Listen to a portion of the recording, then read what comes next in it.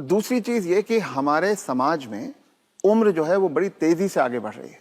जब हम आजाद हुए थे तो 30-32 साल के आसपास की एवरेज एज मानी जाती थी। औसत एज आम भारतीय की उस वक्त सिर्फ 32 थी जी, बहुत कम थी। छोटी मोटी संख्या में कुछ लोग लंबा जी जाते थे, लेकिन आज 75-80 साल तक जीना बड़ी कॉमन सी बात है।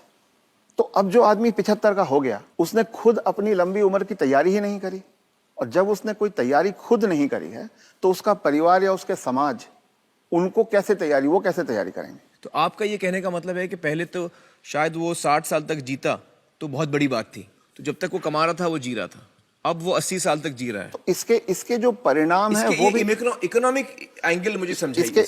इसके इकोनॉमिक एंगल बहुत भयावह है। आज हिंदुस्तान में 60 साल की उम्र में आपने एक आदमी को रिटायर कर दिया। आदमी को अगर 80 साल तक जीना है तो 20 साल के लिए उसको अपना इंतजाम करना है। उसकी पत्नी 10 साल छोटी है तो 30 साल के लिए पत्नी के लिए इंतजाम करना है।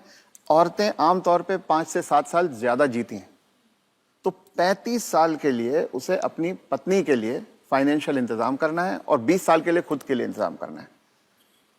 आज के इन्फ्लेशन में, आज की महंगाई में कितना भी पैसा आप एक जगह रख दीजिए, क्या वो 35 साल तक खींच सकता है? ये प्रैक्टिकल नहीं है। और जैसे जैसे उम्र बढ़ती जाती है उनके बच्चों की उम्र भी बढ़ रही है। जी, जो आज 70-75 का होगा, बच्चे भी तो 50-55 के हो रहे होंगे। वो अपना बुढ़ापा देखेंगे, वो अपनी लड़की की शादी देखेंगे, वो अपने मकान की किस्त चुकाएंगे। तो जो पीढ़ियों के बीच की जो दूरियां हैं वो बढ़ती जाती हैं। ये इकोनॉमिक वजह से बढ़ रही है। इकोनॉमिक वजह से बढ़ रही हैं। तो अब वो जो कॉन्सेप्ट है कि 60 साल की उम्र में हम रिटायर हो जाएं, उससे बाहर निकलना होगा।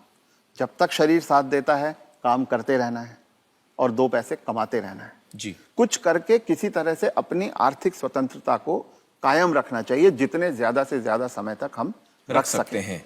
अपने आप को वोकल रखना भी बहुत ज्यादा जरूरी है। अगर मेरी परवाह मेरे परिवार वाले नहीं कर रहे हैं और अगर अड़ोसी पड़ोसी इस बात को जान जाएं, तो कोई भी बुजुर्ग कभी भी किसी परेशानी का सामना नहीं करता। क्योंकि तो चुप ना रहें। चुप रथ ना साहब रहें। ये कह रहे हैं कि चुप ना रहें। अगर आपके बच्चे आपके साथ व्यवहार ठीक नहीं कर रहे हैं सबको बताएं। तो आप सबको बताएं। जी, रथ साहब, बहुत सारे जो बुजुर्ग हैं हमारे समाज में, उन पे प्रेशर आता है बच्चों की तरफ से कि आपकी जो जायदाद है या जो घर है या जो प्रॉपर्टी है, जो कुछ भी आपके पास है, वो आप हमारे नाम कर दें। इस पे आप कुछ टिप्पणी देना चाहेंगे? पहला ये कि किसी भी हालत में